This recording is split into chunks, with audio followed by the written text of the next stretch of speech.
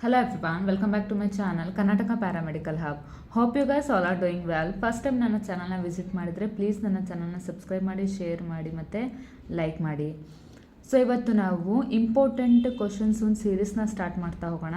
Second year, final year DMLT ಆಗಿರ್ಬೋದು, ಬೇರೆ ಬೇರೆ ಸಬ್ಜೆಕ್ಟ್ಸ್ ವೈಸ್ ಮತ್ತು ಕೋರ್ಸಸ್ ವೈಸ್ ಕೂಡ ನಾವು ಇಂಪಾರ್ಟೆಂಟ್ ಕ್ವಶನ್ಸ್ನ ಡಿಸ್ಕಸ್ ಮಾಡ್ತಾ ಹೋಗೋಣ. ಸೊ ಇವತ್ತು ಸೆಕೆಂಡ್ DMLT ಮೈಕ್ರೋಬಯಾಲಜಿ ಸಬ್ಜೆಕ್ಟ್ನ ಕೆಲವೊಂದು ಇಂಪಾರ್ಟೆಂಟ್ ಕ್ವಶನ್ಸ್ನ ನಾವು ಡೀಟೇಲ್ಡಾಗಿ ಡಿಸ್ಕಸ್ ಮಾಡ್ತಾ ಹೋಗೋಣ. ಸೊ ಇದನ್ನು ಓದಿದ್ರೆ ನೀವು ಡೆಫಿನೆಟ್ಟಾಗಿ 100% ಪಾಸ್ ಆಗೇ ಆಗ್ತೀರಾ. ಸೊ ಇದನ್ನು ಪ್ರತಿಯೊಂದು ಕ್ವಶನ್ಸ್ನು ಡೀಟೇಲ್ಡಾಗಿ ಕೇಳಿಸ್ಕೊಳ್ಳಿ ನೀಟಾಗಿ. ಸೊ ಈ ಸತಿ ಪಾಸ್ ಆಗಲೇಬೇಕು. ಸೊ ಇಂಪಾರ್ಟೆಂಟ್ ಕ್ವಶನ್ಸ್ ಮೈಕ್ರೋಬಯಾಲಜಿಯಲ್ಲಿ ನೋಡ್ತಾ ಹೋಗೋಣ. 5 ಮಾರ್ಕ್ಸ್ ಮತ್ತು 3 ಮಾರ್ಕ್ಸ್ ಎರಡು ಕೂಡ. ಸೊ QP ಕೋಡ್ ಏನಪ್ಪ ಅಂತಂದರೆ 5107. ಸೊ ನೀವು ಆವತ್ತೇ ಎಕ್ಸಾಮಲ್ಲಿ ಬರೆಯೋಕ್ಕೆ ಹೋದರೆ ಸೊ ಫಸ್ಟ್ ಅಥವಾ 5 ಮಾರ್ಕ್ಸ್ ಆನ್ಸರ್ಸ್ನ ಬರೀರಿ ಅಥವಾ 3 ಮಾರ್ಕ್ಸ್ನ ಬರೀರಿ, ಎರಡನ್ನ ಮಿಕ್ಸ್ ಮಾಡಿ ಬರಿಬೇಡಿ ಯಾವತ್ತು. ಸೊ ಮತ್ತು ಹ್ಯಾಂಡ್ ರೈಟಿಂಗ್ನ ನೀಟಾಗಿ ಬರೀರಿ, ಸುಮ್ಮನೆ ಕಾಟು ಚಿಟ್ಟು ಮಾಡೋದು ಅದನ್ನೆಲ್ಲ ಮಾಡೋಕ್ಕೆ ಹೋಗಬೇಡಿ. ಸೊ ಆದಷ್ಟು ನೀಟಾಗಿ ಕ್ಲೀನಾಗಿ ಸ್ಪಷ್ಟವಾಗಿ ಏನು ಕ್ವಶನ್ ಇರುತ್ತೋ ಅದಕ್ಕೆ ತಕ್ಕಾಗ ಆನ್ಸರ್ ಬರೀರಿ. ಸೊ ಏನೇನೋ ಬಂದರೆ ಸೊ ಅದಕ್ಕೆ ಆನ್ಸರ್ ಸಿಗಲ್ಲ, ಮಾರ್ಕ್ಸ್ ಸಿಗಲ್ಲ ತಾನೆ ಅಲ್ವಾ. ಸೊ ಹಾಗಾಗಿ ಇಂಪಾರ್ಟೆಂಟ್ ಯಾವುದೇ ಕ್ವಶನ್ ಆಗಿರಲಿ, ಸೊ ಫಸ್ಟ್ ಕ್ವಶನನ್ನು ನೀಟಾಗಿ ಓದ್ಕೊಳ್ಳಿ. ಸೊ ನಿಮಗೆ 5 ಮಾರ್ಕ್ಸ್ ಈಸಿ ಅನಿಸಿದ್ರೆ 5 ಮಾರ್ಕ್ಸನ್ನು ಸ್ಟಾರ್ಟಿಂಗಿಗೆ ಸ್ಟಾರ್ಟ್ ಮಾಡಿ. ಇಲ್ಲಾಂದ್ರೆ ನಾನು 3 ಮಾರ್ಕ್ಸಿಂದನೇ ಸ್ಟಾರ್ಟ್ ಮಾಡ್ತೀವಿ, ನಿಮ್ಮ ಇಷ್ಟ 3 ಮಾರ್ಕ್ಸಿಂದನೇ ಸ್ಟಾರ್ಟ್ ಮಾಡಿ. ಆದರೆ ಎರಡನ್ನೂ ಕೂಡ ಮಿಕ್ಸ್ ಮಾಡಿ ಬರೀತಾ ಹೋಗಬೇಡಿ ಆಯಿತಾ. ಸೊ ನೀಟಾಗಿ ಎಕ್ಸಾಮಲ್ಲಿ ಹ್ಯಾಂಡ್ ರೈಟಿಂಗ್ನ ಕೂಡ ಇಂಪ್ರೂವ್ ಮಾಡ್ಕೊಳ್ಳಿ. ಸೊ ಪ್ರತಿಯೊಂದು ಕ್ವಶನನ್ನು ನೀಟಾಗಿ ಓದಿ ಅದನ್ನು ಆನ್ಸರ್ ಮಾಡಿ. ಸೊ ಇದರಲ್ಲಿ ಕೂಡ ಮತ್ತೆ ಏನಾದರೂ ನಿಮಗೆ ಯಾವುದೇ ಒಂದು ಡಿಫಿಕಲ್ಟ್ ಕ್ವಶನ್ಸ್ ಇದ್ದರೆ ಆನ್ಸರ್ ಬೇಕು ಅಂತ ಅಂದರೆ ಕಮೆಂಟ್ ಬಾಕ್ಸಲ್ಲಿ ಇನ್ಫಾರ್ಮ್ ಮಾಡಿ. ಸೊ ಇಲ್ಲ ಅಂದರೆ ನನ್ನ ಟೆಲಿಗ್ರಾಮ್ ಚಾನಲ್ ಇದೆ, ಅಲ್ಲೂ ಕೂಡ ನಾನು ಇದು ಕ್ವಶನ್ಸ್ನ ಹಾಕಿರ್ತೀನಿ, ಹೋಗಿ ಚೆಕ್ ಮಾಡಿ. ಸೊ ಈಗ ಮೈಕ್ರೋಬಯಾಲಜಿನ most important questions so repeat ಆಗಿರೋದು ಎಲ್ಲದನ್ನು ನಾನು ಇದರಲ್ಲಿ ಕವರ್ ಮಾಡಿದ್ದೀನಿ. ಸೊ ನೀಟಾಗಿ ಎಂಟುವರೆಗೂ ಈ ವಿಡಿಯೋನ ನೋಡಿ, ತುಂಬಾ ಯೂಸ್ಫುಲ್ ಆಗಿದೆ. So first coming to the 5 marks questions. 5 marks ಕ್ವಶನ್ಸಲ್ಲಿ ಮೋಸ್ಟ್ ಇಂಪಾರ್ಟೆಂಟ್ ಟಾಪಿಕ್ ಯಾವುದಪ್ಪ ಅಂತಂದರೆ ಸ್ಟರ್ಲೈಸೇಷನ್ ಮತ್ತು ಡಿಸ್ಇನ್ಫೆಕ್ಷನ್. ಸೊ ಇದಂತೂ ಮೋಸ್ಟ್ ಈಸಿಯೆಸ್ಟ್ ಟಾಪಿಕ್ ಕೂಡ ಹೌದು ಮತ್ತು ಮೋಸ್ಟ್ ಇಂಪಾರ್ಟೆಂಟ್ ಕೂಡ ಹೌದು.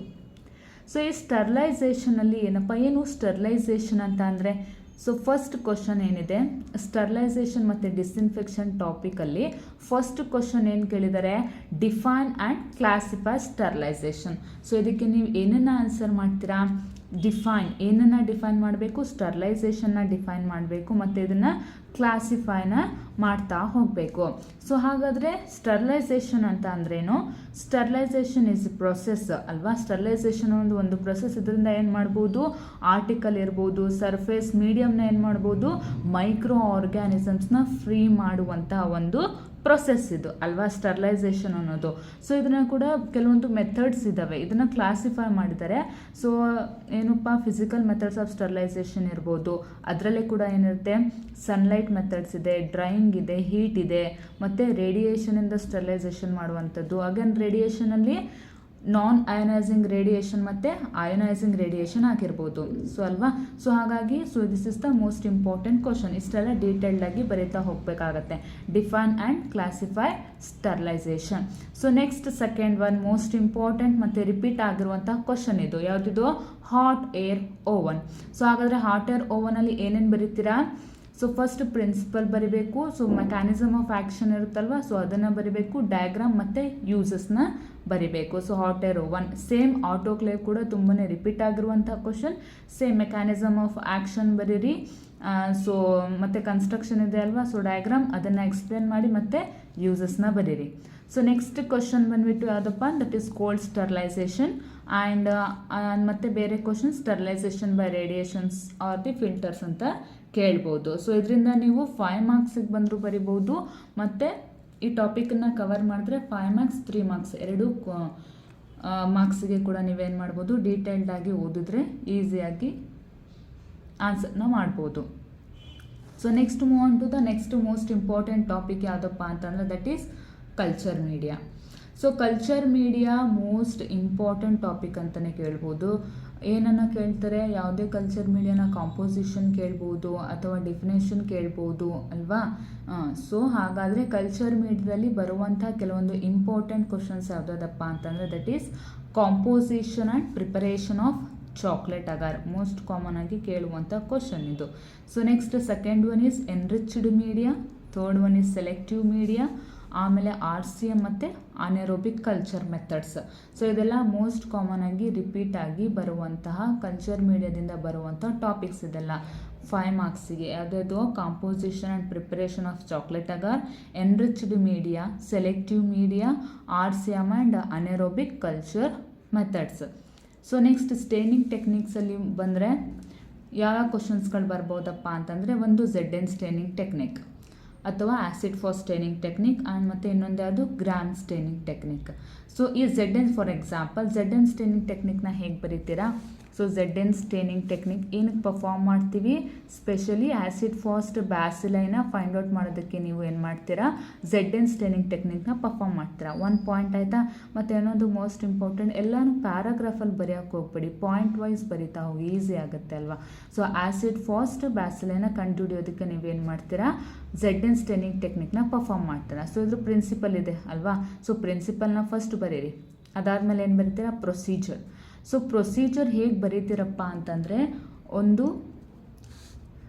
ಸ್ಕೆಮೆಟಿಕ್ ಡಯಾಗ್ರಾಮ್ ರೆಪ್ರೆಸೆಂಟೇಷನಲ್ಲಿ ಬರಿತಾ ಹೋಗಬೇಕು. ಹೇಗೆ? ಸೊ ಫಸ್ಟ್ ಏನಪ್ಪ ZN ಯಾವುದೇ ಸ್ಟೇನಿಂಗ್ ಟೆಕ್ನಿಕ್ ಮಾಡ್ತೀರಾ ಅಂತಂದರೆ ಏನು ಬರಿತೀರಾ? A clean grease free glass slide was taken ಅಂತ ಬರಿತೀರಲ್ವಾ. ಸೊ ಹೇಗೆ? ಸೊ ಒಂದು ಗ್ಲಾಸ್ ಸ್ಲೈಡನ್ನು ಬಿಡಿಸಿದ್ರಿ ಅಲ್ವಾ. ಸೊ ಅದೇ ರೀತಿ ಮತ್ತೆ ಏನು? ಸೊ ಏನು ಮಾಡ್ತೀರಾ? ಸೊ ಫರ್ದರ್ ಪ್ರೊಸೆಸ್ ಏನು ಮಾಡ್ತೀರಾ? ಇದನ್ನು ಫ್ಲೇಮಿಗೆ ಏನು ಮಾಡ್ತೀರಾ? ಪಾಸ್ಔಟ್ ಮಾಡುವಂಥದ್ದು. ಸೊ ಆಮೇಲೆ ಏನು ಮಾಡ್ತೀರಾ? ಇನಾಕ್ಯುಲಮ್ನ ಆ್ಯಡ್ ಮಾಡುವಂಥದ್ದು. ಈ ರೀತಿ ಸ್ಕೆಮ್ಯಾಟಿಕ್ ರೆಪ್ರೆಸೆಂಟೇಷನ್ಸ್ನ ನೀವು ಬರಿತಾ ಹೋಗಬೇಕು. ಸೊ ಆ ಡಯಾಗ್ರಾಮ್ ಬರೀರಿ, ಕೆಳಗೆ ಪ್ರೊಸೀಜರ್ ಬರೀರಿ. ಈ ಥರ ಬರೆದ್ರೆ ಏನಾಗುತ್ತೆ,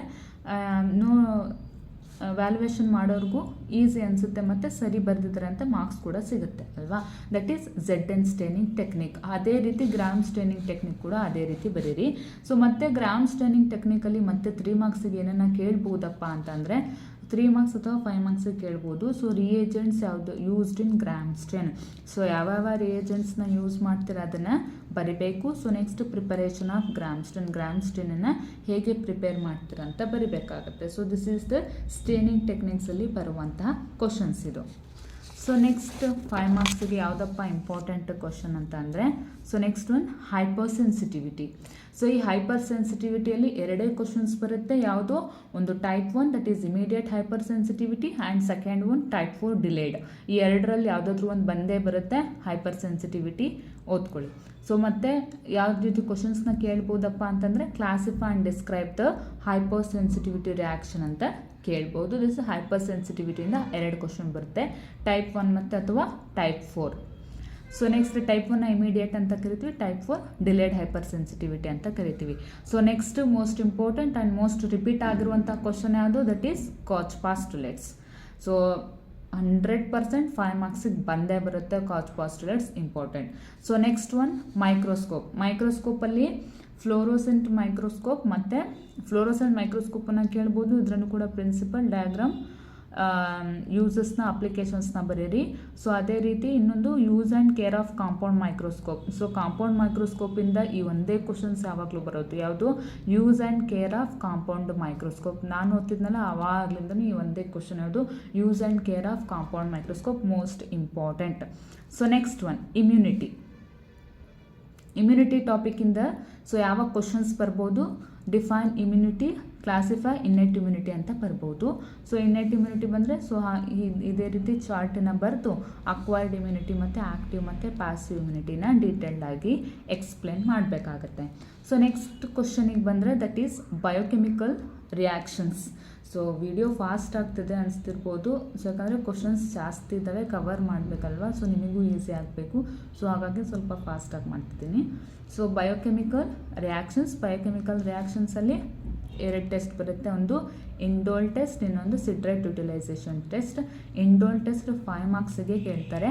ಆದರೆ ಸಿಟ್ರೇಟ್ ಯುಟಿಲೈಸೇಷನ್ ಟೆಸ್ಟಿಂದ 3 ಮಾರ್ಕ್ಸಿಗೂ ಕೇಳ್ಬೋದು ಮತ್ತು 5 ಮಾರ್ಕ್ಸಿಗೂ ಕೂಡ ಕೇಳ್ಬೋದು. ಅಗೇನ್ ಇದರಲ್ಲಿ ಪ್ರಿನ್ಸಿಪಲ್ ಬರೀತೀರಾ, ಪ್ರೊಸೀಜರ್ ಬರೀತೀರಾ, ಸೊ ಏನಕ್ಕೆ ಯೂಸ್ ಮಾಡ್ತೀವಿ ಅಂತ ಬರೀತೀರಾ, ಸಿಟ್ರೇಟ್ ಯುಟಿಲೈಸೇಷನ್ ಟೆಸ್ಟ್ ಮತ್ತು ಎಕ್ಸಾಂಪಲ್ ಸಿಟ್ರೇಟ್ ಪಾಸಿಟಿವ್ ಮತ್ತು ಸಿಟ್ರೇಟ್ ನೆಗೆಟಿವ್ ಬ್ಯಾಕ್ಟೀರಿಯಾಸ್ನ ಬರಿಬೇಕಾಗತ್ತೆ ಆಯಿತಾ. ಸೊ ದಿಸ್ ಈಸ್ ಬಯೋಕೆಮಿಕಲ್ ರಿಯಾಕ್ಷನ್ಸಿಂದ ಬರುವಂಥ questions. So next move on to the infection topic. So infection ಟಾಪಿಕಿಂದ ಯಾವ ಕ್ವಶನ್ಸನ್ನು ಬರ್ಬೋದು, ಯಾವ ಕ್ವಶನ್ಸ್ ಬರ್ಬೋದು. ಸೊ ಇನ್ಫೆಕ್ಷನ್ಗಿಂತ ಮೊದಲು ಇನ್ನೂ ಇದ್ದಾವೆ. The structure of bacterial cell. So ಇದು ಕೂಡ 5 ಮಾರ್ಕ್ಸಿಗೆ ಕೇಳ್ಬೋದು. ಯಾವುದು? Structure of bacterial cell. So ಹೇಗೆ ಬರೀತೀರಾ, ಇದಕ್ಕೆ ಆನ್ಸರ್ ಹೇಗೆ ಬರೀತೀರಾ? ಸ್ಟ್ರಕ್ಚರ್ ಆಫ್ ಬ್ಯಾಕ್ಟೀರಿಯಲ್ ಸೆಲ್ಲಿಗೆ ಸೊ ಫಸ್ಟ್ ಡೆಫಿನೇಷನ್ ಬರೀರಿ. ಬ್ಯಾಕ್ಟೀರಿಯಾ ಅಂತಂದ್ರೇನು ಡೆಫಿನೇಷನ್ ಬರೆದು ಅದಾದಮೇಲೆ ಡಯಾಗ್ರಾಮ್ನ ಬಿಡಿಸ್ಬೇಕು. ಬ್ಯಾಕ್ಟೀರಿಯಾನ ಡಯಾಗ್ರಾಮ್ ಬಿಡಿಸಿ ಅದನ್ನು ನೀಟಾಗಿ ಲೇಬಲ್ ಮಾಡಿ. ಲೇಬಲ್ ಮಾಡಾದಮೇಲೆ ಒಂದೊಂದು ಪಾರ್ಟನ್ನ ಏನು ಮಾಡಬೇಕು, ಒಂದು 2 to 3 ಪಾಯಿಂಟ್ಸನ್ನ ಬರೆದು ಸೊ ಎಲ್ಲ ಪಾರ್ಟ್ಸನ್ನು ಎಕ್ಸ್ಪ್ಲೇನ್ ಮಾಡ್ತಾ ಹೋಗಿ. ಸೊ ಇದು ಮೋಸ್ಟ್ ಇಂಪಾರ್ಟೆಂಟ್ ಮತ್ತು ರಿಪೀಟ್ ಆಗಿರುವಂಥ ಕ್ವಶನ್ ಇದು. That is structure of bacterial cell. So next one ELISA. ELISA ಅಂತಂದ್ರೇನು? That is enzyme linked immunosorbent assay and it is also most important for 5 marks. ಇದು ಕೂಡ most repeat ಆಗಿರುವಂಥ question. So next one infection. Infection ಟಾಪಿಕಿಂದ most common ಆಗಿ ಬರುವಂತಹ question ಅದು ಯಾವುದು? So define infection. ಇನ್ಫೆಕ್ಷನ್ನ ಡಿಫೈನ್ ಮಾಡಿ ಏನು ಮಾಡಬೇಕು, ಮೋಡ್ಸ್ ಆಫ್ ಟ್ರಾನ್ಸ್ಮಿಷನ್ ಆಫ್ ಇನ್ಫೆಕ್ಷನ್ನ ಬರಿತಾ ಹೋಗಬೇಕಾಗತ್ತೆ. ಸೊ ಇನ್ಫೆಕ್ಷನ್ ಅಂತಂದ್ರೂ invasion or multiplication of microorganisms in an host. So ವ್ಯಕ್ತಿಯಲ್ಲಿ ಹೋಸ್ಟಲ್ಲಿ ಏನಾಗುತ್ತೆ, ಮೈಕ್ರೋ ಆರ್ಗ್ಯಾನಿಸಮ್ಸ್ ಎಂಟರ್ ಆಗಿ ಮತ್ತು ಅದನ್ನು ಮಲ್ಟಿಪ್ಲೈ ಮಾಡಿ ಏನನ್ನು ಕಾಸ್ ಮಾಡುತ್ತೆ, ಅದನ್ನು ಇನ್ಫೆಕ್ಷನ್ ಅಂತ ಕರಿತೀವಿ. So modes of transmission of infection ಯಾವುದಾದ್ರು? ಸೊ ಮೋಸ್ಟ್ ಇಂಪಾರ್ಟೆಂಟ್ ಏರ್ಬೋರ್ನ್ ಆಗಿರ್ಬೋದು, ಥ್ರೂ ಇನ್ಹಲೇಷನ್, ಅಥವಾ ಫುಡ್ಬೋರ್ನ್ ಆಗಿರ್ಬೋದು, ಫುಡ್ ಪಾಯ್ಸನಿಂಗಿಂದ ಆಗ್ಬೋದು, ಅಥವಾ ಮತ್ತು 1 ಪರ್ಸನಿಂದ 1 ಪರ್ಸನ್ ಟ್ರಾನ್ಸ್ಫ್ಯೂಷನಿಂದ ಆಗ್ಬೋದು ಅಲ್ವಾ. ಮತ್ತು ಏನಾಗ್ಬೋದು, ಕಂಜುನೈಟಲ್ ಆಗ್ಬೋದು, mother to foetus. So these are all the modes of transmission of infection. So ಇದನ್ನು ನೀಟಾಗಿ ಬರಿಬೇಕಾಗತ್ತೆ. So next one bacterial growth curve. ಇದು ಕೂಡ ಮೋಸ್ಟ್ ರಿಪೀಟ್ ಆಗಿರುವಂಥ questions. Bacterial growth curve. So ಯಾವ್ದಾವ್ದು ಗ್ರೋತ್ ಕರ್ವ್ ಇದೆ? ಸೊ ಫೇಸಸ್ ಯಾವುದಿದೆ? Lag phase, log phase, stationary phase and death phase. So ಇದನ್ನು ಡಯಾಗ್ರಾಮ್ ರೆಪ್ರೆಸೆಂಟೇಷನ್ ಮಾಡಿ ಪ್ರತಿಯೊಂದು ಫೇಸಸನ್ನು ಎಕ್ಸ್ಪ್ಲೇನ್ ಮಾಡಬೇಕು. So next one antigens. ಆ್ಯಂಟಿಜೆನ್ಸ್ನ ಹ್ಯಾಪ್ಟನ್ಸ್ ಅಂತಲೂ ಕರಿತೀವಿ. ಸೊ ಈ ಥರ ಆ್ಯಂಟಿಜೆನ್ಸ್ ಅಥವಾ ಹ್ಯಾಪ್ಟನ್ಸ್ ಅಂತ ಕೇಳಿದಾಗ ಏನನ್ನು ಬರೀತೀರಾ? ಸೊ ನೀವೇನು ಮಾಡಬೇಕು, ಡೆಫಿನೇಷನ್ನ ಬರೀಬೇಕು, ಪ್ರಾಪರ್ಟೀಸ್ನ. ಮೋಸ್ಟ್ ಕಾಮನ್ ಆಗಿ ಪ್ರಾಪರ್ಟೀಸ್ನ ಕೇಳ್ತಾರೆ, ಪ್ರಾಪರ್ಟೀಸ್ನ ಎಕ್ಸ್ಪ್ಲೇನ್ ಮಾಡ್ತಾ ಹೋಗಬೇಕು. So next one 14th one, that is define agglutination with examples. So ಅಗ್ಲುಟಿನೇಷನನ್ನು ಡಿಫೈನ್ ಮಾಡಿ, ಸೊ ಅದನ್ನು ಏನು ಮಾಡಬೇಕು, ಸ್ಲೈಡ್ ಅಗ್ಲುಟಿನೇಷನ್, ಟ್ಯೂಬ್ ಅಗ್ಲುಟಿನೇಷನ್ನ ಎಕ್ಸ್ಪ್ಲೇನ್ ಮಾಡಬೇಕಾಗತ್ತೆ. So next one immunoglobulins. So immunoglobulins ಅಂತ ಅಂದರೆ ಆ್ಯಂಟಿಬಾಡೀಸ್ ಅಲ್ವಾ. ಸೊ ಹಾಗಾದರೆ ಇಮ್ಯುನೋಗ್ಲೋಬುಲಿನ್ಸ್ ಅಂತ ಕೇಳಿದಾಗ ಫಸ್ಟ್ ಆ್ಯಂಟಿಬಾಡೀಸ್ ಅಂತ ಅಂದ್ರೇನು ಡಿಫೈನ್ ಮಾಡಿ, ಅದಾದಮೇಲೆ ಯಾವುದೇ ಪರ್ಟಿಕ್ಯುಲರ್ ಆ್ಯಂಟಿಬಾಡೀಸ್ ಕೇಳಿದರೆ ಅದನ್ನು ಎಕ್ಸ್ಪ್ಲೇನ್ ಮಾಡಿ. ಇಲ್ಲಪ್ಪ ಬರೀ ಇಮ್ಯುನೋಗ್ಲೋಬುಲಿನ್ಸ್ ಅಂತಲೇ ಕೇಳಿದ್ದಾರೆ ಅಂತಂದರೆ ಆ್ಯಂಟಿಬಾಡೀಸ್ನ ಡಿಫೈನ್ ಮಾಡಿ, ಮತ್ತು ಯಾವುದು 5 ಆ್ಯಂಟಿಬಾಡೀಸ್ ಸುಮ್ಮನೆ ಹಾಗೆ ಮೆನ್ಷನ್ ಮಾಡಿ, IgA, IgM, IgG ಆ ಥರ ಮೆನ್ಷನ್ ಮಾಡಿ ಯಾವುದಾದ್ರೂ ಒಂದು ಆ್ಯಂಟಿಬಾಡಿನ ಡೀಟೇಲ್ಡಾಗಿ ಎಕ್ಸ್ಪ್ಲೇನ್ ಮಾಡ್ತಾ ಹೋಗಿ. ಸೊ ಫಾರ್ ದಿ 5 ಮಾರ್ಕ್ಸ್ ಆಯಿತಾ. ಸೊ ನೆಕ್ಸ್ಟ್ ಅದರ್ ಕ್ವಶನ್ಸ್ ಮತ್ತು ಯಾವ್ದಾವ್ದು ಕೇಳ್ಬೋದಪ್ಪ ಅಂತಂದರೆ fumigation most important. So next one biomedical waste segregation and disposal. So ಈ ಕ್ವಶನ್ಸು ಮೋಸ್ಟ್ ಕಾಮನ್ ಆಗಿ ರಿಪೀಟ್ ಆಗಿರುವಂಥ ಕ್ವಶನ್ಸ್ ಇದೆಲ್ಲ. ಸೊ ಇದನ್ನು ಓದ್ಕೊಳ್ಳಿ, ಡೆಫಿನೆಟಾಗಿ ಪಾಸ್ ಆಗ್ತೀರಾ. So next move on to the 3 marks questions. ಇಷ್ಟೆಲ್ಲ ಹೇಳಿದ್ದು 5 ಮಾರ್ಕ್ಸ್ ಕ್ವಶನ್ಸ್. ಡೀಟೇಲ್ಡಾಗಿ ಇಷ್ಟು ಕ್ವಶನ್ಸ್ನ ಓದಲೇಬೇಕು. ಇಲ್ಲ ಮ್ಯಾಮ್ ನಾನು ಟಾಪ್ ಮಾಡಲೇಬೇಕು ಅಂತಂದರೆ ಇನ್ನೂ ಅಡಿಷನ್ ಆಗಿ ನೀವೇನು ಮಾಡ್ಬೋದು, ಕ್ವಶನ್ಸ್ನ ಟಾಪಿಕ್ ವೈಸ್ ಸೆಲೆಕ್ಟ್ ಮಾಡಿ ಅದನ್ನು ಡೀಟೇಲ್ಡಾಗಿ ಪ್ರತಿಯೊಂದು ಟಾಪಿಕ್ನ ಡೀಟೇಲ್ಡಾಗಿ ಸ್ಟಡಿ ಮಾಡಿ ಹೋಗಿ ಬರೀರಿ. ಡೆಫಿನೆಟಾಗಿ ಟಾಪ್ ಮಾಡ್ತೀರಾ. ಸೊ ಇಲ್ಲ ಮ್ಯಾಮ್ ಪಾಸ್ ಆದರೆ ಸಾಕು ಅಂದರೆ ಇಷ್ಟು ಅಂದರೆ ಓದಲೇಬೇಕು. ಇದಕ್ಕಿಂತ ಕಡಿಮೆ ಮಾಡಿದ್ರೆ ಮತ್ತೆ ಫೇಲ್ ಆಗೋ ಚಾನ್ಸಸ್ ಇರುತ್ತೆ. ಸೊ ಇಷ್ಟು ಓದಲೇಬೇಕು compulsory. So next one is 3 marks questions. So 3 marks ಕ್ವಶನ್ಸಲ್ಲಿ ಹೇಗೆ ಕೇಳ್ತಾರಪ್ಪ ಅಂತಂದರೆ ಅದೇ ಮೋಸ್ಟ್ ಕಾಮನ್ ಆಗಿ ಯಾವುದ್ಯಾವುದು Gram positive bacteria, motile bacteria ಯಾವುದು, ಮತ್ತು ಏರೋಬಿಕ್ ಬ್ಯಾಕ್ಟೀರಿಯಾ ಯಾವುದು, ಅನೆರೋಬಿಕ್ ಬ್ಯಾಕ್ಟೀರಿಯಾ ಯಾವುದು ಅಂತೆಲ್ಲ ಕೇಳ್ಬೋದು ಅಲ್ವಾ. ಸೊ 3 ಮಾರ್ಕ್ಸ್ ಕ್ವಶನ್ಸಲ್ಲಿ ಮೋಸ್ಟ್ ಇಂಪಾರ್ಟೆಂಟ್ ಫಸ್ಟ್ ಕ್ವಶನ್ ಯಾವುದು, name 3 Gram positive bacteria. So gram positive bacteria ಹೇಗೆ, ಯಾವುದು Gram positive bacteria, so Gram ಸ್ಟೇನನ್ನು ಪರ್ಫಾರ್ಮ್ ಮಾಡಿದಾಗ Gram positive Gram negative bacteria ಸಿಗುತ್ತೆ ತಾನೆ. ಸೊ ಅದ್ರ ಬೇಸ್ ಮೇಲೆ ನಾವು ಗ್ರಾಮ್ ಪಾಸಿಟಿವ್ ಯಾವುದು, ಗ್ರಾಮ್ ನೆಗೆಟಿವ್ ಬ್ಯಾಕ್ಟೀರಿಯಾ ಯಾವುದು ಅಂತ ಹೇಳ್ಬೋದು. ಸೊ 3 ಮಾರ್ಕ್ಸ್ ಕ್ವಶನ್ಸಲ್ಲಿ ಏನು ಕೇಳ್ತಾರೆ, ನೇಮ್ 3 ಗ್ರಾಮ್ ಪಾಸಿಟಿವ್ ಬ್ಯಾಕ್ಟೀರಿಯಾ ಅಂತ ಕೇಳಿದಾಗ ಕಾಕೈಯಲ್ಲಿ ಯಾವ್ದು ಬರಿಬೋದು, ಸ್ಟಾಫ್ ಆರಿಯಸ್, ಸ್ಟೆಫಲೋಕಸ್ ಆರಿಯಸ್, ಸ್ಟೆಪ್ಟೋಕಾಕಸ್ ಪಯೋಜನ್ಸ್ ಮತ್ತು ನೀಮೋಕಾಕೈ, ಇದೆಲ್ಲ ಏನಿದು ಕಾಕೈ ಆಯಿತಾ. ಸೊ ಅದೇ ಬ್ಯಾಸಿಲೈ, ಸೊ ಆರ್ಗ್ಯಾನಿಸಮ್ಸ್ ಬಗ್ಗೆ ಫೈನಲ್ ಇಯರಲ್ಲಿ ಡೀಟೇಲ್ಡಾಗಿ ಓದ್ತೀರಾ ಆಯಿತಾ. ಬ್ಯಾಸಿಲೈಯಲ್ಲಿ, ಸೊ ಬ್ಯಾಸಿಲೈನ ನೆನ್ಪಿಟ್ಕೋಬೇಕಪ್ಪ ಅಂತಂದರೆ ಒಂದು ಈಸಿಯಾದ ನಿಮೋನಿಕ್ ಇದೆ, ಏನು ಮ್ಯಾಕ್ಡೊನಾಲ್ಡ್ ಅಂತ. ಸೊ ಈ ಮ್ಯಾಕ್ಡೊನಾಲ್ಡ್ ಹೀಗೆ ಮತ್ತು ನಿಮೋನಿಕ್ ಬರಿಬೇಡಿ ಎಕ್ಸಾಮಲ್ಲಿ, ನೆನ್ಪಿಟ್ಕೊಳ್ಳಿ ಅಷ್ಟೇ. ಸೊ ನಿಮೋನಿಕ್ ಯಾವುದು, McDonald.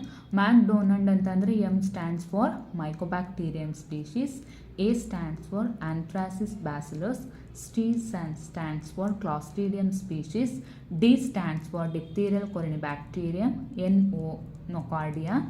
Next A stands for Actinomycetes, N stands for Listeria and D stands for diphtheroids. ಈ ರೀತಿ ಗ್ರಾಮ್ ಪಾಸಿಟಿವ್ ಬ್ಯಾಕ್ಟೀರಿಯಾಸ್ನ ಕೇಳಿದ್ರೆ ಈ ನಿಮೋನಿಕ್ಸ್ನ ನೆನ್ಪಿಟ್ಕೊಂಡು ಈಸಿಯಾಗಿ ಬರಿತೀರಲ್ವಾ.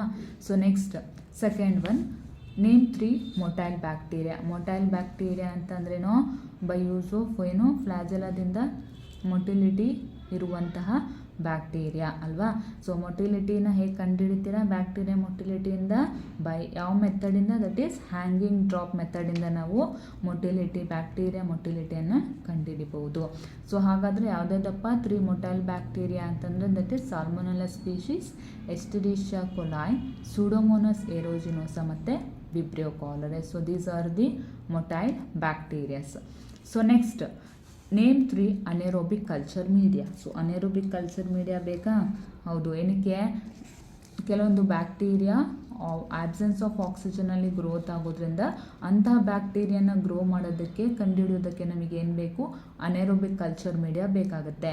ಸೊ ಯಾವುದಾದಪ್ಪ ಅನೆರೋಬಿಕ್ ಕಲ್ಚರ್ ಮೀಡಿಯಾ ಅಂತ ಅಂದರೆ Robertson cooked meat broth, thioglycollate broth, Willis and Hobbs media, neomycin, blood agar, ಇದೆಲ್ಲ ಯಾವುದು anaerobic culture media. So next move on to the next one. So next question ಯಾವುದಪ್ಪ ಅಂತಂದರೆ citrate positive bacterias. ಇದೆಲ್ಲ question ಪೇಪರಲ್ಲಿ ಬಂದಿರುವಂಥ most repeated questions ಇವೆಲ್ಲ. So name 3 citrate positive bacteria. So last time ಹೇಳಿದ್ದೆ ಅಲ್ವಾ, ಸೊ ಸಿಟ್ರೇಟ್ ಯುಟಿಲೈಸೇಷನ್ ಟೆಸ್ಟಲ್ಲಿ ಕೇಳ್ಬೋದು ಅಂತ. ಸೊ ಸಿಟ್ರೇಟ್ ಪಾಸಿಟಿವ್ ಬ್ಯಾಕ್ಟೀರಿಯಾ ಯಾವುದಾದ್ರು, ಕ್ಲೆಪ್ಶಿಯಲಾ. ಸೊ ಸಿಟ್ರೇಟ್ ಪಾಸಿಟಿವ್ ಬ್ಯಾಕ್ಟೀರಿಯಾ ಅಂತಂದರೆ ಸಿಟ್ರೇಟ್ ರಿಯಾಕ್ಷನ್ಸು ಸ್ಲ್ಯಾಂಟ್ ಪೊಸಿಷನ್ ಇದ್ದಾಗ ಮೀಡಿಯಾ ಹೇಗಿರುತ್ತಪ್ಪ ಅಂತಂದರೆ ಗ್ರೀನ್ ಕಲರಲ್ಲಿರುತ್ತೆ. ಸೊ ಅದೇನಾದರೂ ಬ್ಲೂ ಕಲರಿಗೆ ಟರ್ನ್ ಆದರೆ ಅದನ್ನು ನಾವು ಏನಂತ ಹೇಳ್ತೀವಿ, ಸಿಟ್ರೇಟ್ ಪಾಸಿಟಿವ್ ಬ್ಯಾಕ್ಟೀರಿಯಾ ಅಂತ ಹೇಳ್ತೀವಿ. ಸೊ ಈಗ 3 ಸಿಟ್ರೇಟ್ ಪಾಸಿಟಿವ್ ಬ್ಯಾಕ್ಟೀರಿಯಾಸ್ ಯಾವ್ದು, that is Klebsiella, Citrobacter, Enterobacter ಮತ್ತು Salmonella. So these are the 3 citrate positive bacterias. ಯಾವುದ್ಯಾವುದು, ಸೊ ಕ್ಲೆಪ್ಶಿಯಲಾ, ಸಿಟ್ರೋಬ್ಯಾಕ್ಟೋ, ಎಂಟೆರೋಬ್ಯಾಕ್ಟರ್ ಮತ್ತು Salmonella. So next question, name any 3 gram negative bacteria. So gram positive ಬ್ಯಾಕ್ಟೀರಿಯಾದಲ್ಲಿ ಹೇಳಿದ್ದೆ ನೆನಪಿದೆಯಾ. So gram staining technique ಗೊತ್ತಿದ್ದರೆ ಇದನ್ನು ಕೂಡ ಬರಿಬೋದು. ಸೊ ಯಾವುದಾದಪ್ಪ ಗ್ರಾಮ್ ನೆಗೆಟಿವ್ ಬ್ಯಾಕ್ಟೀರಿಯಾ ಅಂತಂದರೆ ಕ್ಲೆಪ್ಶಿಯಲಾ, ಸೂಡೋಮೋನಾಸ್ ಏರೋಜಿನೋಸಾ, ಎಸ್ಟೆರಿಷಿಯಾ ಕೊಲೈ, ನೈಜೀರಿಯಾ, ಸಾಲ್ಮೊನೆಲ್ಲಾ ಮತ್ತು ಶಿಗೆಲಾ. ಇವೆಲ್ಲ ಏನು ಗ್ರಾಮ್ ನೆಗೆಟಿವ್ ಬ್ಯಾಕ್ಟೀರಿಯಾ. ಸೊ ಆದಷ್ಟು ಇದನ್ನೆಲ್ಲ ರಿಪೀಟ್ ಬರೆದು ಕಲೀರಿ ಆಯಿತಾ. ಓದಿದ ತಕ್ಷಣ ಇದೆಲ್ಲ ನೆನಪಿರೋದಿಲ್ಲ. ಸೊ ಏನು 10 ಸತಿ ಓದೋಕ್ಕಿಂತ 2 ಸತಿ ಬರೆದು ಕಲೀರಿ ಅಲ್ವಾ. ಸೊ ಫಸ್ಟ್ ಓದಿ 1-2 ಸತಿ ಓದಾದ್ಮೇಲೆ ಏನು ಮಾಡಿ, ಬರೀರಿ. ಸೊ ಬರೆದು ಕಲೀರಿ. ಆಮೇಲೆ ಲಾಸ್ಟಿಗೆ ಏನು ಮಾಡ್ತೀರಾ, ಎಲ್ಲ ಕ್ವಶನ್ಸ್ನ ಒಂದು ಪೇಪರಲ್ಲಿ ಕ್ವಶನ್ಸ್ನ ಬರೆದಿಟ್ಟು ನೀವೇ ಆನ್ಸರ್ ಮಾಡಿ ಆಯಿತಾ. ಆಮೇಲೆ ನೀವೇ ವ್ಯಾಲ್ಯುವೇಷನ್ ಮಾಡಿ. ಸೊ ನಿಮಗೆ ಗೊತ್ತಾಗುತ್ತೆ ಎಷ್ಟು ಓದ್ತಿದ್ದೀರಾ, ಸರಿ ಇದೆಯೋ ಇಲ್ವೋ ಅಂತ ಆಯಿತಾ. So name 3 gram negative bacteria ಆಯಿತಾ. So next composition of Albert stain. So Albert stain ಏನಕ್ಕೆ ಪರ್ಫಾರ್ಮ್ ಮಾಡ್ತೀರಪ್ಪ ಅಂತಂದರೆ ಮೆಟಾಕ್ರೊಮ್ಯಾಟಿಕ್ ಗ್ರ್ಯಾನ್ಯೂಲ್ಸ್ನ ಡಿಟೆಕ್ಟ್ ಮಾಡೋದಕ್ಕೆ ನಾವು ಆಲ್ಬರ್ಟ್ ಸ್ಟೇನನ್ನು ಪರ್ಫಾರ್ಮ್ ಮಾಡ್ತೀವಿ. ಈ ಮೆಟಾಕ್ರೊಮ್ಯಾಟಿಕ್ ಗ್ರ್ಯಾನ್ಯೂಲ್ಸ್ ಯಾವ ಬ್ಯಾಕ್ಟೀರಿಯಲ್ಲಿ ಪ್ರೆಸೆಂಟ್ ಇರುತ್ತೆ, that is in the Corynebacterium diphtheriae. So ಈ ಆಲ್ಬರ್ಟ್ ಸ್ಟೇನಲ್ಲಿ ನಾವು ಎರಡು ಟೈಪನ್ನು ಸ್ಟೇನ್ಸನ್ನು ಯೂಸ್ ಮಾಡ್ತೀವಿ, that is Albert stain 1 and Albert stain 2. ಈ ಆಲ್ಬರ್ಟ್ ಸ್ಟೇನ್ 1ನಲ್ಲಿ ಏನೇನು ಕಾಂಪೋಸಿಷನ್ಸ್ ಇರುತ್ತಪ್ಪ ಅಂತಂದರೆ, that is toluidine blue 0.15 gram, malachite green 0.20 gram, glacial acetic acid, alcohol and distilled water. So ಇದು ಆಲ್ಬರ್ಟ್ ಸ್ಟೇನ್ 1ನ ಕಾಂಪೋಸಿಷನ್. ಅದೇ ಆಲ್ಬರ್ಟ್ ಸ್ಟೇನ್ 2 ಕಾಂಪೋಸಿಷನ್ ಏನೇನು, that is iodine, potassium iodide ಅಥವಾ ಡಿಸ್ಟಿಲ್ಡ್ ವಾಟರ್. ಇದೆಲ್ಲ ಆಲ್ಬರ್ಟ್ ಸ್ಟೇನ್ ಸೆಕೆಂಡನ್ನ composition ಇವೆಲ್ಲ. So ಇದನ್ನು ನೀಟಾಗಿ ಓದ್ಕೊಳ್ಳಿ, ಎಕ್ಸಾಮಲ್ಲಿ ಬರುವಂಥ ಕ್ವಶನ್ಸ್ ಇವೆಲ್ಲ. So next composition of Albert stain ಆಯಿತು. So next move on to the next question ಯಾವುದಪ್ಪ ಅಂತಂದರೆ, that is hospital acquired infection. So name 3 hospital acquired infection, ಅಥವಾ ಇದನ್ನು ನೋಸೋಕೋಮಿಯಲ್ ಇನ್ಫೆಕ್ಷನ್ ಅಂತಲೂ ಕರಿತೀವಿ. Name 3 hospital acquired infection are the nosocomial infection. So ಹಾಗಾದರೆ ಏನಪ್ಪ ಇದು ಹಾಸ್ಪಿಟಲ್ ಅಕ್ವೈರ್ಡ್ ಇನ್ಫೆಕ್ಷನ್? ಹೆಸರಲ್ಲೇ ಇದೆ ಅಲ್ವಾ, ಹಾಸ್ಪಿಟಲಲ್ಲಿ ಅಕ್ವೈರ್ ಆಗುವಂಥ ಇನ್ಫೆಕ್ಷನ್, ಹೌದಾ? ಸೊ ಹಾಸ್ಪಿಟಲ್ ಅಕ್ವೈರ್ಡ್ ಇನ್ಫೆಕ್ಷನ್ ಅಂತಂದರೆ ಕ್ರಾಸ್ ಇನ್ಫೆಕ್ಷನ್ ಆಗಿರುವಂತಹ ಪೇಷಂಟಲ್ಲಿ ಏನಾಗುತ್ತೆ, ಅಂತಹ ಪೇಷಂಟ್ ಏನಾದರೂ ಹಾಸ್ಪಿಟಲೈಸ್ ಆಗಿದ್ದರೆ ಅವರಲ್ಲಿ ಏನಾಗುತ್ತೆ, ಕೆಲವೊಂದು ನ್ಯೂ ಪ್ಯಾರಾಸೈಟ್ಸ್ ಏನಾಗುತ್ತಪ್ಪ ಅಥವಾ ನ್ಯೂ ಇನ್ಫೆಕ್ಷನ್ ಆಗುತ್ತೆ. ಎಲ್ಲಿ ಇನ್ ದ ಹಾಸ್ಪಿಟಲ್ಸಲ್ಲಿ ಆಗುವಂಥ ಚಾನ್ಸಸ್ ಇರುತ್ತೆ. ಅಂತಹ ಇನ್ಫೆಕ್ಷನ್ನ ನಾವು ಹಾಸ್ಪಿಟಲ್ ಅಕ್ವೈರ್ಡ್ ಇನ್ಫೆಕ್ಷನ್ ಅಥವಾ ನೋಸೋಕೋಮಿಯಲ್ ಇನ್ಫೆಕ್ಷನ್ ಅಂತ ಹೇಳ್ತೀವಿ. ಹಾಸ್ಪಿಟಲಲ್ಲಿ ಈಗ ಪೇಷಂಟ್ ಇರ್ಬೋದು, ಪೇಷಂಟ್ ಕಡೆ ಇರ್ಬೋದು, ಅಡ್ಮಿಟ್ ಆದಾಗ ಪೇಷಂಟ್ ಹಾಸ್ಪಿಟ್ಲಲ್ಲಿ ಅಡ್ಮಿಟ್ ಆದಾಗ ಅವ್ರು ಆಲ್ರೆಡಿ ಒಂದು ಡಿಸೀಸಿಂದ ಸಫರ್ ಪಡ್ತಿರ್ತಾರೆ. ಸೊ ಅದೇ ಡಿಸೀಸ್ ಜೊತೆಗೆ ಬೇರೆ ಇನ್ಫೆಕ್ಷನ್ ಕಾಸ್ ಆಗುತ್ತಲ್ವ ಹಾಸ್ಪಿಟಲೈಸ್ಡ್ ಆದಾಗ. ಸೊ ಅಂತಹ ಇನ್ಫೆಕ್ಷನ್ಸ್ನ ನಾವು ಹಾಸ್ಪಿಟಲ್ ಅಕ್ವೈರ್ಡ್ ಇನ್ಫೆಕ್ಷನ್. ಸೊ ಯಾವುದ್ಯಾವುದಪ್ಪ ಅದು ಹಾಸ್ಪಿಟಲ್ ಅಕ್ವೈರ್ಡ್ ಇನ್ಫೆಕ್ಷನ್ಸ್ ಅಂತ ಅಂದರೆ, that is surgical wound infection ಆಗಿರ್ಬೋದು, ರೆಸ್ಪಿರೇಟರಿ ಇನ್ಫೆಕ್ಷನ್ಸ್, ಜೆನೈಟೋ ಯೂರಿನರಿ ಇನ್ಫೆಕ್ಷನ್ಸ್ ಆಗಿರ್ಬೋದು, ಅಥವಾ bacteria. So these are the hospital acquired infections. So next question is name 3 zoonotic disease. ಏನು zoonotic disease ಅಂತಂದರೆ ಅನಿಮಲ್ಸಿಂದ ಹ್ಯೂಮನ್ಸಿಗೆ ಕಾಸ್ ಆಗುವಂಥ diseases ಯಾವುದು ಬರೀರಿ ಅಂತ ಕ್ವಶನ್ ಕೇಳಿದ್ದಾರೆ. ನೇಮ್ 3 ಝೂನೋಟಿಕ್ ಡಿಸೀಸಸ್, ಅನಿಮಲ್ಸ್ ಅಂತ ಬರುವಂತಹ ಕಾಯಿಲೆಗಳು. ಸೊ ಯಾವುದು ಝೂನೋಟಿಕ್ ಡಿಸೀಸಸ್ ಯಾವುದಾದ್ರು, ಆಂಥ್ರಾಕ್ಸ್, ಬ್ರುಸೆಲೋಸಿಸ್ ಮತ್ತು ಬೊವೈನ್ ಟ್ಯೂಬರ್ಕ್ಯುಲೋಸಿಸ್ ಮತ್ತು ಬಿಬೋನಿಕ್ ಪ್ಲೇಗ್. ಸೊ ಈಗ ಬಿಬೋನಿಕ್ ಪ್ಲೇಗ್ USA ಬ್ರೇಕ್ ಆಗಿದೆ ಅಲ್ವಾ. So bubonic plague. So these are the zoonotic diseases. So next is IgE antibodies. IgE ಕೇಳಿದಾಗ ಡಯಾಗ್ರಾಮ್ ಬರೆದು ಇದು ಫಂಕ್ಷನ್ಸ್ ಇದೆ ಅಲ್ವಾ. ಸೊ ಏನು ಮಾಡುತ್ತೆ, ಸೊ ಎಲ್ಲಿ ಪ್ರೆಸೆಂಟ್ ಇರುತ್ತೆ, ಸೊ ಅದನ್ನು ಬರೆಯಿರಿ, IgE antibody. So next move on to the next question. ಅದ್ಯಾವುದು, right 3 uses of compound microscope. ಏನಕ್ಕೆ ಯೂಸ್ ಮಾಡ್ತೀರಾ ಕಾಂಪೌಂಡ್ ಮೈಕ್ರೋಸ್ಕೋಪ್, 5 ಮಾರ್ಕ್ಸಲ್ಲೇ ಓದಿರ್ತೀರಲ್ವ. ಸೊ ಅದನ್ನೇ ಬರೆದ್ರೆ ಮುಗೀತು. So right 3 uses of compound microscope. Compound microscope ಏನಕ್ಕಪ್ಪ ಯೂಸ್ ಮಾಡಬಹುದು ಅಂತಂದರೆ, ಏನಕ್ಕೆ ಯೂಸ್ ಆಗುತ್ತೆ ಅಂತಂದರೆ, ಸೆಲ್ಸ್ ಮತ್ತು ಸೆಲ್ಯುಲಾರ್ ಸ್ಟ್ರಕ್ಚರ್ಸ್ನ ಇನ್ವೆಸ್ಟಿಗೇಟ್ ಮಾಡೋದಕ್ಕೆ, ಟಿಶ್ಯೂಸ್ ಮತ್ತು ಮೈಕ್ರೋ ಆರ್ಗ್ಯಾನಿಸಮ್ಸ್ನ ಸ್ಟಡಿ ಮಾಡೋದಕ್ಕೆ, ಮತ್ತು ಎಂಬ್ರಿಯೋಸ್ ಡೆವಲಪ್ಮೆಂಟ್ನ ಮಾನಿಟರ್ ಮಾಡೋದಕ್ಕೆ ನಾವು ಏನು ಮಾಡ್ಬೋದು, ಕಾಂಪೌಂಡ್ ಮೈಕ್ರೋಸ್ಕೋಪನ್ನು ಯೂಸ್ ಮಾಡಬಹುದು. So next move on to the next questions, that is 3 live vaccines. Name any 3 live vaccines ಅಂತ ಕೇಳ್ತಾರೆ. ಸೊ ಯಾವುದ್ಯಾವುದು ಲೈವ್ ವ್ಯಾಕ್ಸಿನ್ಸ್, BCG ಅಂತಂದರೆ bacilli Calmette Guerin for tuberculosis, Sabin vaccine for polio or it is oral polio vaccine OPV ಅಂತಲೂ ಕರಿತೀವಿ. So next one is MMR ಅಂತಂದರೆ measles, mumps, rubella ಆಯಿತಾ. So these 3 are the live vaccines. So next one aerobic bacteria.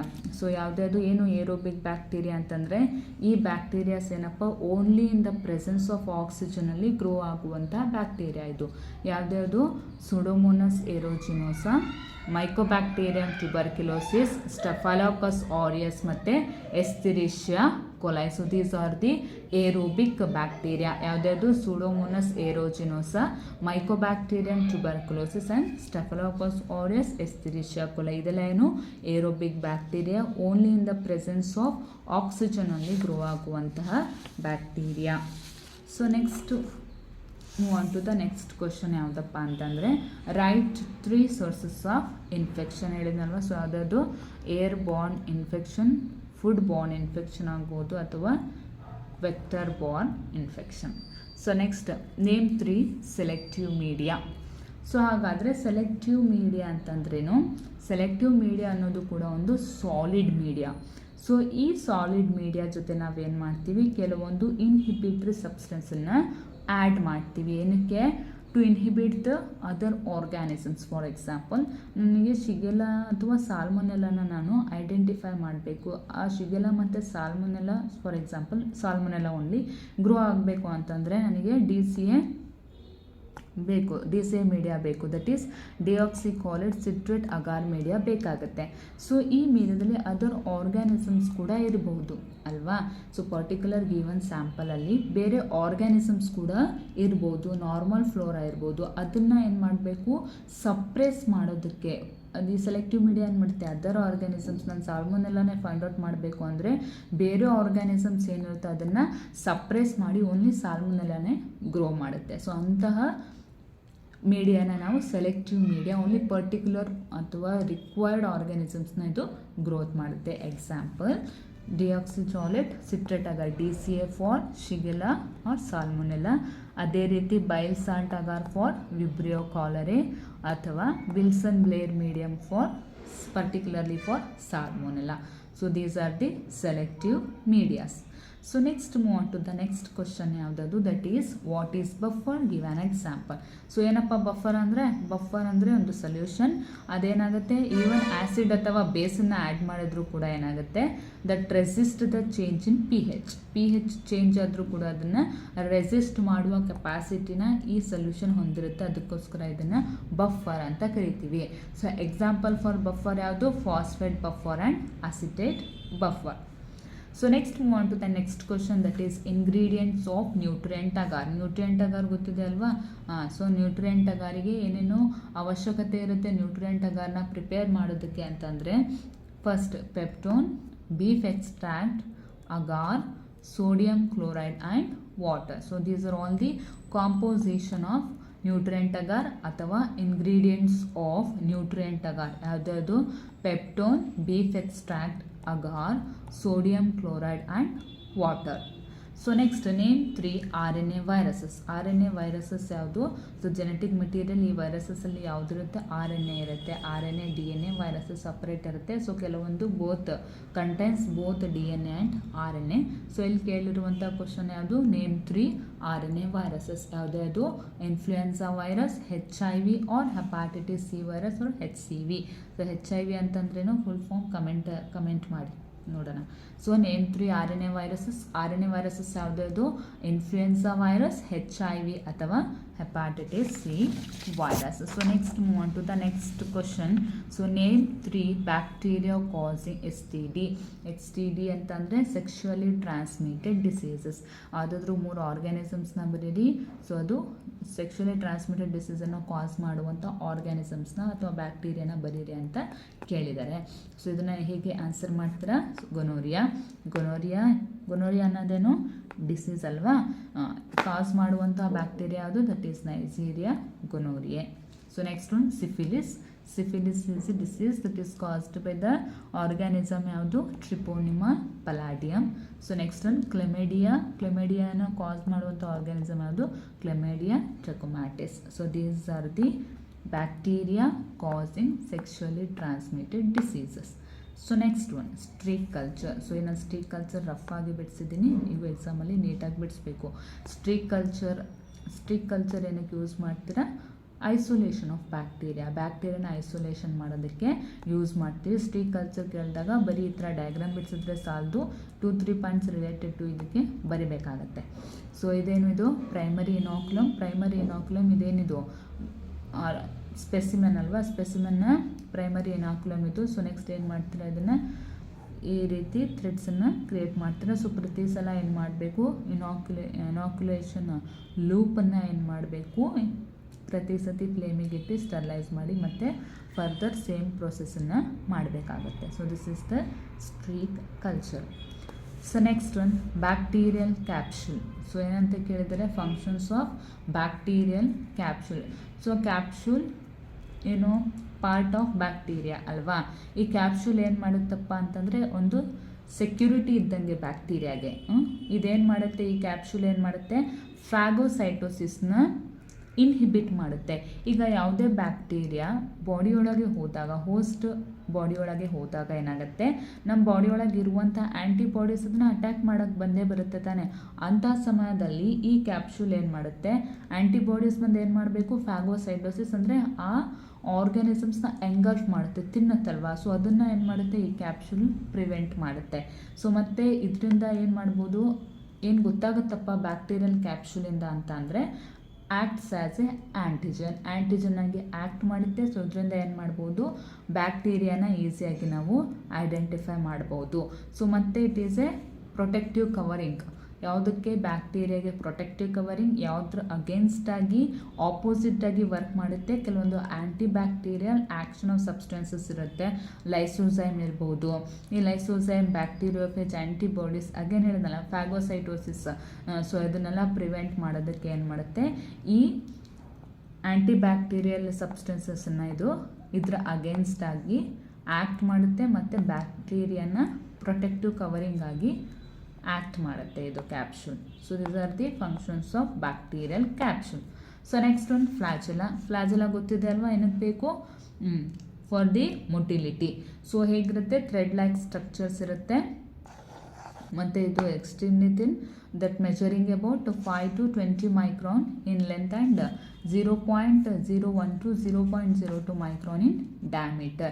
So example for flagella ಇರುವಂಥ bacteria ಯಾವುದಾದ್ರು, that is Vibrio cholerae, Escherichia coli and Salmonella. So next question is material sterilized in autoclave. autoclave ಅಲ್ಲಿ ಯಾವ ಮೆಟೀರಿಯಲ್ಸ್ನ sterilise ಮಾಡಬಹುದು ಅಂತಂದರೆ, so laboratory quotes ಇರ್ಬೋದು, ಸೇಂಜಸ್ ಇರ್ಬೋದು, needles ಇರ್ಬೋದು, ಸ್ವಾಪ್ಸ್ ಇರ್ಬೋದು, ಮತ್ತು ಕೆಲವೊಂದು ಸರ್ಜಿಕಲ್ ಇನ್ಸ್ಟ್ರೂಮೆಂಟ್ಸ್ ಇರ್ಬೋದು, ಮತ್ತು ಸಾಲಿಡ್ ಆ್ಯಂಡ್ ಲಿಕ್ವಿಡ್ ಮೀಡಿಯಾಸ್ನ, ಡಿಸ್ಟಿಲ್ಡ್ ವಾಟರ್ನ ಮತ್ತು ಸಲೈನ್ ಸೊಲ್ಯೂಷನ್ಸ್, ಇದನ್ನೆಲ್ಲ ನಾವೇನು ಮಾಡ್ಬೋದು, ಆಟೋಕ್ಲೇವಲ್ಲಿ ಸ್ಟರ್ಲೈಸ್ ಮಾಡ್ಬೋದು. ಇನ್ ಅಡಿಷನ್ ಟು ದಿಸ್, ಇದನ್ನು ಬಿಟ್ಟು ಬೇರೆ ಯಾವುದೇ ಕ್ವಶನ್ಸ್ ಇದ್ದರೆ ನೀವು ನನಗೆ ಕಮೆಂಟ್ ಮಾಡ್ಬೋದು, ನಾನು ಅದನ್ನು ಆನ್ಸರ್ ಮಾಡ್ತೇನೆ.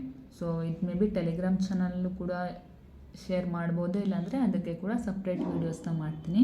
ಹೋಪ್ ನಿಮಗೆ ಈ ವಿಡಿಯೋಸ್ ಇನ್ಫಾರ್ಮೇಟಿವ್ ಅನಿಸಿರ್ಬೋದು. ಇಷ್ಟ ಆಗಿದ್ರೆ ಪ್ಲೀಸ್ ವಿಡಿಯೋನ ಲೈಕ್ ಮಾಡಿ, ಶೇರ್ ಮಾಡಿ ಮತ್ತು ಚಾನಲ್ನ ಸಬ್ಸ್ಕ್ರೈಬ್ ಮಾಡಿ. ಸೊ ಆದಷ್ಟು ಇದನ್ನು ಶೇರ್ ಮಾಡ್ತಾ ಹೋಗಿ. ಸೊ ಈ ಸತಿ ಯಾರು ನನಗೆ ಸಬ್ಸ್ಕ್ರೈಬ್ ಮಾಡಿದಾರ ಎಲ್ಲರೂ ಸಪ್ಲಿಮೆಂಟ್ರಲ್ಲಿ ಪಾಸ್ ಆಗಬೇಕು. ಪಾಸ್ ಆಗ್ತೀರಾ ಅಲ್ವಾ, ಎಸ್ ಅಂತ ಟೈಪ್ ಮಾಡಿ ಕಮೆಂಟಲ್ಲಿ. ಸೊ ಪ್ರತಿಯೊಂದು ಕ್ವಶನ್ಸನ್ನು ನೀಟಾಗಿ ಓದಿ, ಅರ್ಥಬದ್ಧವಾಗಿ ಓದಿ, ಇಷ್ಟಪಟ್ಟು ಓದ್ರಿ, ಕಷ್ಟಪಟ್ಟು ಓದೋಕ್ಕೆ ಹೋಗ್ಬೇಡಿ. ಸೊ ನೀಟಾಗಿ ಪ್ರತಿಯೊಂದು ಕ್ವಶನ್ಸ್ನ ಅರ್ಥ ಮಾಡಿಕೊಂಡು ಆನ್ಸರ್ ಮಾಡಿ. ಯಾವುದೇ ಕ್ವಶನಿಗೆ ಆನ್ಸರ್ ಇಲ್ಲ ಅಂತ ಅಂದರೆ ನನಗೆ ಇನ್ಸ್ಟಾಗ್ರಾಮ್ ಅಥವಾ ಯೂಟ್ಯೂಬಲ್ಲೇ ಕಮೆಂಟ್ ಮಾಡಿದ್ರು ಕೂಡ ನಾನು ನಿಮ್ಮ ಹತ್ರ ಆನ್ಸರ್ನ ತಲುಪಿಸ್ತೀನಿ. ಟೆಲಿಗ್ರಾಮ್ ಚಾನಲ್ ಲಿಂಕ್ ಬೇಕು ಅಂತಂದರೆ ಡಿಸ್ಕ್ರಿಪ್ಷನ್ ಬಾಕ್ಸಲ್ಲಿ ಲಿಂಕ್ ಕೊಟ್ಟಿರ್ತೀನಿ, ಹೋಗಿ ಚೆಕ್ಔಟ್ ಮಾಡಿ. ಹೋಗಿ ನಿಮಗೆ ಅರ್ಥ ಆಗಿರ್ಬೋದು. ಸ್ವಲ್ಪ ಫಾಸ್ಟ್ ಆಗಿದೆ ವಿಡಿಯೋ, ಸೊ ಬೇಗ ಮುಗಿಸ್ಬೇಕಲ್ವಾ. ಸೊ ನಿಮಗೂ ಅರ್ಥ ಆಗಬೇಕು, ಬೇಗ ಫಾಸ್ಟಾಗಿ. ಸೊ ಹಾಗಾಗಿ ಫಾಸ್ಟಾಗಿ ಮಾಡಿದ್ದೀನಿ. ಅರ್ಥ ಆಗಿದೆ ಅನ್ಕೋತೀನಿ. ವಿಡಿಯೋ ಇಷ್ಟ ಆಗಿದೆ, ಹೆಲ್ಪ್ ಆಗಿದೆ ಇದರಿಂದ ಅನ್ಕೋತೀನಿ. ಆದಷ್ಟು ಇದನ್ನು ಶೇರ್ ಮಾಡಿ. ನನ್ನ ಎಲ್ಲ ಸಬ್ಸ್ಕ್ರೈಬ್ ಸ್ಟೂಡೆಂಟ್ಸ್ ಇದು ಪಾಸ್ ಆಗಬೇಕು. So hope you guys like the video. ಹಾಗಾದರೆ ವಿಡಿಯೋ ಲೈಕ್ ಆದರೆ ಏನು ಮಾಡಬೇಕು, ಲೈಕ್ ಮಾಡಿ, ಇಷ್ಟ ಆದರೆ ಸಬ್ಸ್ಕ್ರೈಬ್ ಮಾಡಿ ಚಾನಲ್ನ, ಮತ್ತು ಆದಷ್ಟು ಶೇರ್ ಮಾಡಿ. Thank you. ನೆಕ್ಸ್ಟ್ ಬೇರೆ ಏನಾದರೂ ಅವಶ್ಯಕತೆ ಇದ್ದರೆ ಕ್ವಶನ್ಗೆ ಆನ್ಸರ್ ಬೇಕು ಅಂದರೆ ಕಮೆಂಟ್ ಮಾಡಿ. Thank you.